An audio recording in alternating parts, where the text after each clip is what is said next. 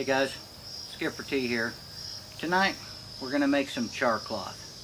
Char cloth is a very simple process. All you're basically going to do is take a 100% cotton t-shirt and you're going to cut it into small squares.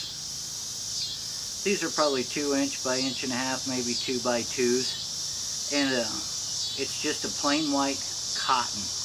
This works out well to know for sure that you're done making your char cloth. The darker the material you use, the harder it will be to determine for sure that your char cloth is done as soon as you're done with the process, and we'll show that here in a minute.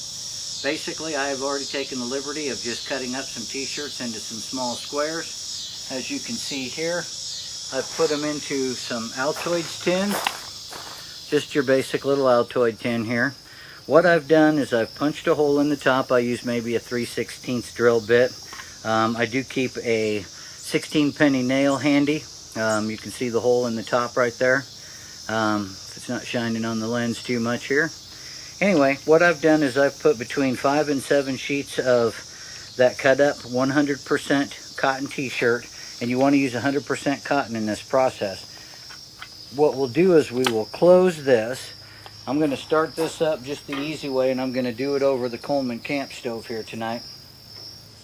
What'll happen, obviously it's going to burn all the paint off the back side of this.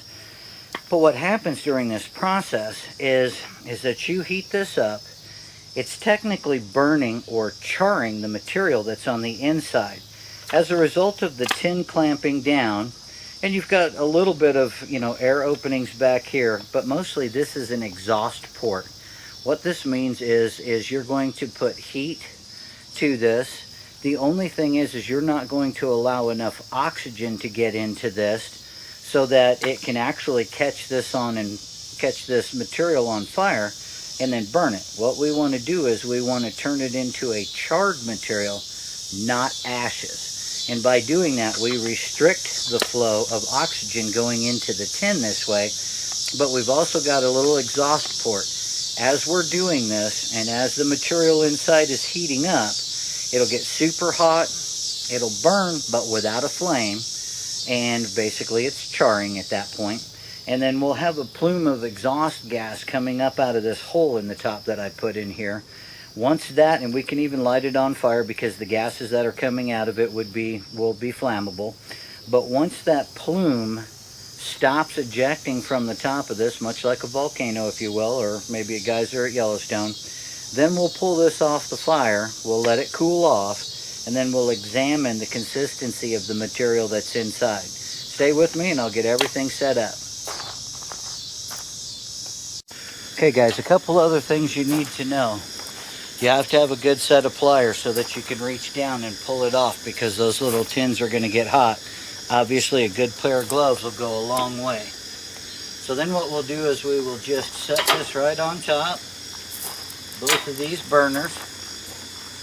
Like I said, we'll keep this out where it's nice and cool. And then we're just going to watch and see how long this process takes. As you can see, the Altoids tin, the paint on the outside is flaming.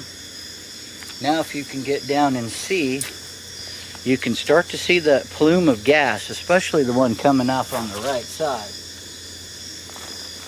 Let's see if we can ignite that.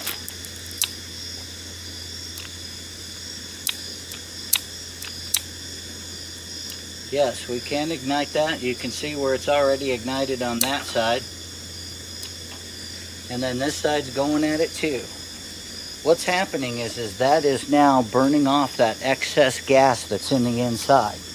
The flame you see around the rest of the tin should just be the paint that's peeling off. Obviously you're going to have a weathered, good-looking tin. That just tells everybody that, well, basically you've made char cloth in these particular tins. The thing that we're watching for now is we're watching for those plumes in the center to stop burning, stop ejecting the material that's in the inside. And as it's doing that, then it's charring that material as opposed to burning it. And, you know, obviously you need the three things for a fire. You need, you know, fuel, a combustion source, and oxygen. In this particular case, we are taking the oxygen out of the equation. As you can tell, it doesn't take a whole lot of time to make that happen. The one on the right's already quit with the flame coming out. There's a little bit coming in and out of there. See, we can make it burn if we put fire right over it. But the main part of that should already be done. So what we'll do then is we'll just pull these little dudes off, let them get nice, oh shoot, and cool. There is no excuse for stupidity.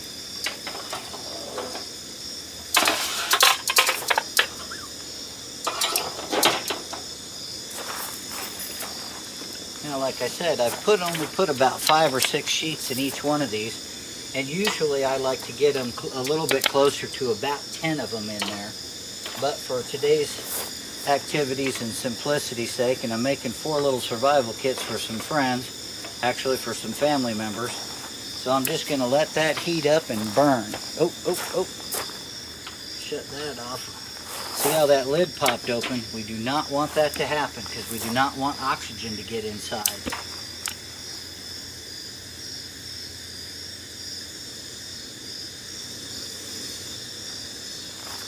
We'll probably turn that down just a little bit. Again, see how that's coming out? Oh man, I got to tell you what, do not do this in your house. Do not do this inside in any way unless you've got some serious ventilation. Because man alive, is that ever hot, and that stuff stinks. I hope that one didn't burn there. But you can see on that right one especially how the smoke is coming out. You don't have to set it on fire, that's just kind of something that's neat to do. Of course, now that I'm putting it on film, it probably burned the interior. But again, you can see that smoke coming out of there, and as that material is carbonizing on the inside, the flame around it from the paint setting off the plume again. And you know, based on the amount of heat you're throwing at this, it does not take very long. Now I'm cheating a little bit and using the Coleman stove for this tonight, but you can throw these into the coals on your fire. You know, anytime along the way, you can set it over a small, even a solo stove like I've reviewed before. You could just set this right on top and you would have no issue whatsoever making char cloth on this. Now, when we open the tins, I'll show you what we've got on that. Looks like these are done. I'm just going to let them set for a couple minutes, pull them off, and then I'll open up the first ones we took off if they're cool enough. Hey, stay with me, guys. All right, guys. These have cooled off enough now. It's only been about 2 or 3 minutes. But now we can look and see what kind of stuff that we have in here for our char cloth. Hang on so I can spin this around, make sure I'm getting you in frame here. So anyway, this is our char cloth material. And what has happened is we have taken those white pieces, and basically we've just charred them. We haven't burned it, but what we've done is basically carbonized all of this material. And then you say, well, geez, Tim, what do we want to do with this? What do we want to do this for? And as you can see, because that material was white, we know that we have been very successful in getting our char cloth burned down, or carbonized rather, because there's no white left on it. When you've got it like this, all 4 of the tins are the same. Whoops. Make sure that you don't get a spark in here when you're done, because see what's happened here? You can see there's an ember.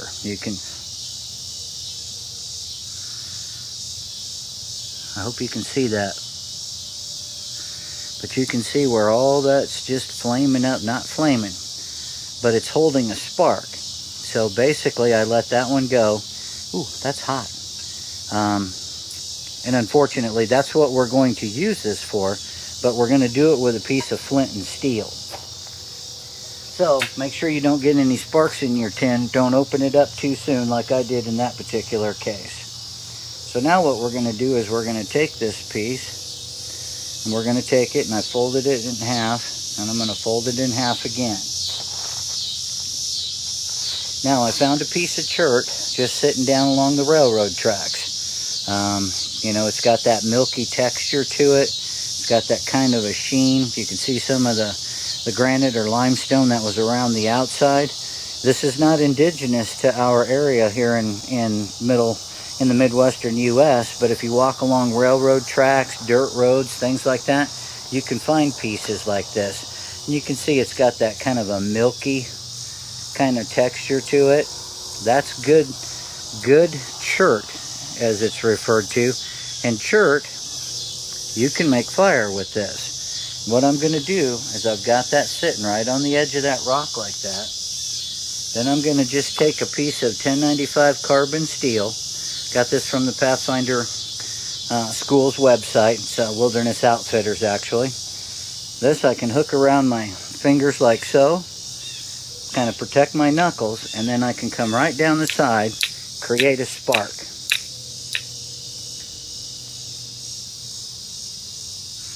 Now you can see how that ember has started. I've got a moment here. I can take it off to the side. I took some jute twine, pulled it apart, as you can see down in the center there. And then what I'm going to do is just blow into this and hopefully be able to start a fire.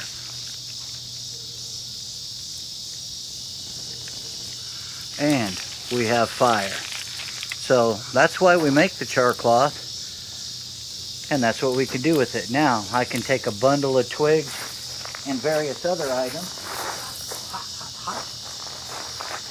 And then I can pull those, you know, twigs, anything less than the size of your pinky, some kindling type wood. I could just set that burning pile mass down, pull the small fire starting material over the top, let that catch on fire, and then add larger and larger and larger sticks to it. So again, that's why we make the char cloth. This is what it looks like when you're done. I'll put a comparison up here. This is pretty thick, 100% cotton material. That's what went into this thing to start with. It's been carbonized. You'll notice it reduces in size. Normally I put about 10 pieces in each tin. For tonight's demonstration, I put 5 or 6 in there just because I knew it would carbonize faster than that. Then what I'll do is I'll just lay this inside here. I'll put a few pieces of fat wood in here. I'll put several strands, or I'll cut off 4 or 5 inch sections of jute twine. And that's what I used in the center of that leaf pile. I teased it out so that it was just this big rat's nest, made it into kind of like a small bird's nest. I put it in the middle of that big leaf. And then I set my char cloth once the ember was on it inside, blew on it gently, and you saw the results. Within just moments, we had a fire. Based on that, no matter where you are, what's going on in the world, you should be able to make a fire virtually anytime, anywhere, with a flint and steel, a piece of char cloth, and then some kind of something to make a bird's nest out of. I like the jute twine because it breaks down real fine. It's a lot of surface area. It's very dry. And once you put an ember to it on one of these, blow a little heat into it or blow a little air into it to create more heat, boom, that whole thing will erupt into fire. Set it down on the ground, pull a big pile of really small twigs over the top, you know, less than the size of your pinky. You know, I start off with stuff about the size of lead on a number 2 pencil, and then I get a little bit bigger from there. I pull it over. Once that's engaged in burning, because it's smaller and it'll burn quicker, because you're not heating up so much wood, then you can start putting stuff about the size of your thumb on it, let that engage, and then you can go up to about the size of your wrist. And then from there, you can put anything else on the fire to keep it going. But anyway, that's how we make char cloth. That's what we use it for. And, you know, it's just a great thing. We'll see you guys out in the wood. Thanks for watching. Have a great day.